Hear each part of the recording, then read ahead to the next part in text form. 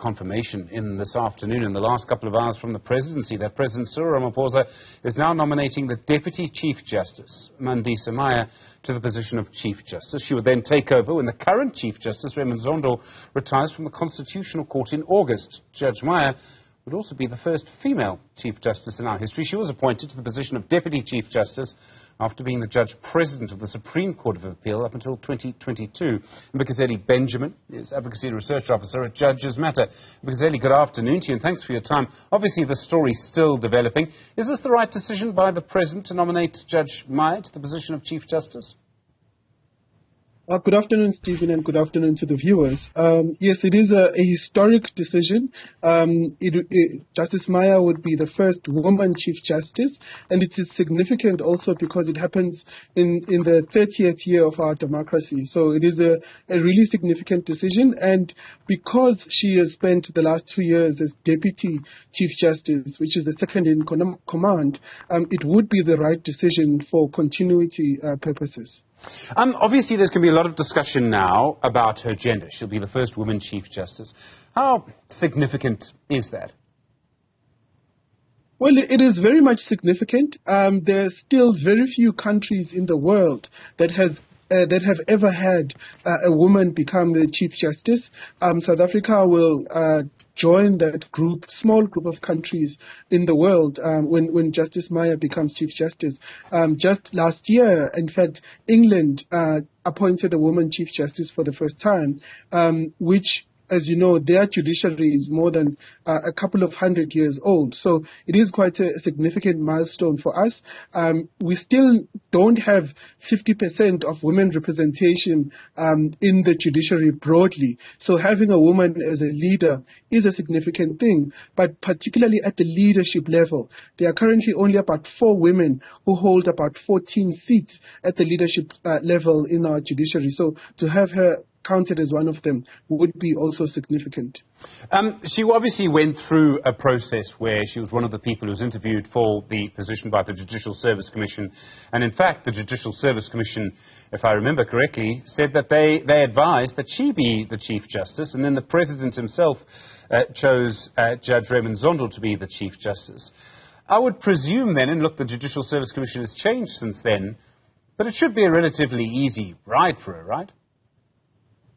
Well, it does feel a little bit like deja vu, but it is not. In the last 2 years, there have been a number of changes and developments in the judiciary, and so it is necessary for Justice Maya to come back and tell us what her vision is going forward, because in the last 2 years, for example, just in December, there was the Judges Conference, which was the first time in more than a decade that all judges came under one roof to discuss issues that relate to the judiciary.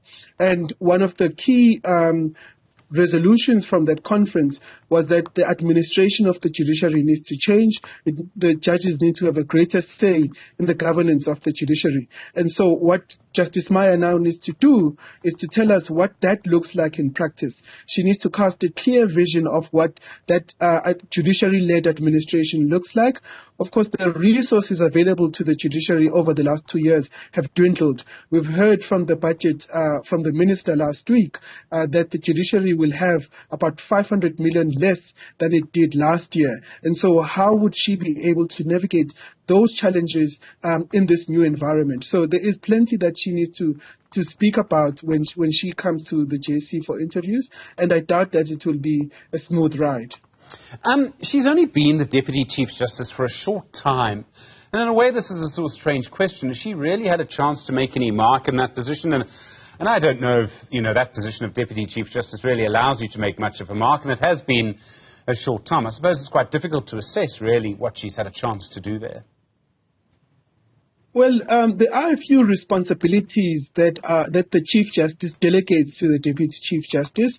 One of them is to be in charge of the Judicial Conduct Committee, which is the body that receives and adjudicates complaints against judges. And over the last 2 years, she's been in charge of that body. And we've seen some improvement in how the system works. You'll recall there is a complaint right now against the Judge President of the Eastern Cape High Court, and that complaint was filed in February of 2023. by July of 2023, it had already come before the JCC and it had already made a determination. Even now, the JSC already is at the cusp of appointing a tribunal to investigate that complaint. So if we compare it to previous complaints, it has moved a little bit faster than previous complaints, and that tells us that there is some work in trying to get the system working much faster and more efficiently, and we can give Judge Maya a little bit of the credit for making that system work. So there is some work that she's done, and of course I think she's given about 2 to 3 judgments as a Justice of the Constitutional Court in the last 2 years. So I presume, if I remember, she's now been nominated to the position. No one else can be nominated, right? This is the President's choice. There is an interview. There's a public interview. We all see it. And then he takes the advice of the JSC. So unless something went badly wrong, I mean, she really is going to be the Chief Justice. Yes, look, it does look like a foregone conclusion, but of course there's still plenty that might happen in the next little while, and perhaps it's worth explaining the difference between what happened in 2022 and what is happening now. In 2022, and maybe to start here, the President has the final say over the nomination and appointment of the Chief Justice. The President nominates. He takes advice from leaders of political parties in Parliament. He also takes advice from the JSC. So the JSC can say, these candidates that you've nominated, we either like them or we don't like them, or we like one particular above everyone else. And it's still advice. The President may accept it, the President may reject it when it comes to the Chief Justice. So in 2022, the President nominated 4 candidates, and the JSC decided to advise him on one candidate, to say, you should pick this one. It was still in the hands of the President. He decided to go for a different candidate from the one that the JSC nominated. This time around, the President has decided to nominate one candidate, as it has been done by all previous presidents. To nominate one candidate, the JSC still needs to advise him on that candidate. There might be things that come out during the interview that might count against Justice Maya, and ultimately they might advise him not to appoint Justice Maya. And so it's still very much up in the air, and the President may decide later that actually I've decided to restart the whole process and nominate someone different. It is still in the hands of the President. There had been some speculation, Mbekezeli, that the President had really wanted to nominate Judge Dunstan Mlambo from the High Court in Tshwane. And I suppose that now falls away, doesn't it? That's not going to happen.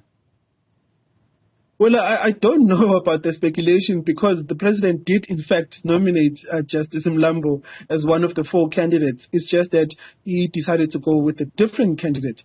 This time around, the President, if the nomination goes through and the JSC supports Justice Maya, and the President makes the announcement, then Justice Maya will be Chief Justice until about 2031, and Justice Mlambo, I think, retires in about 2029. So the chances of him becoming Chief Justice are slim, almost to none.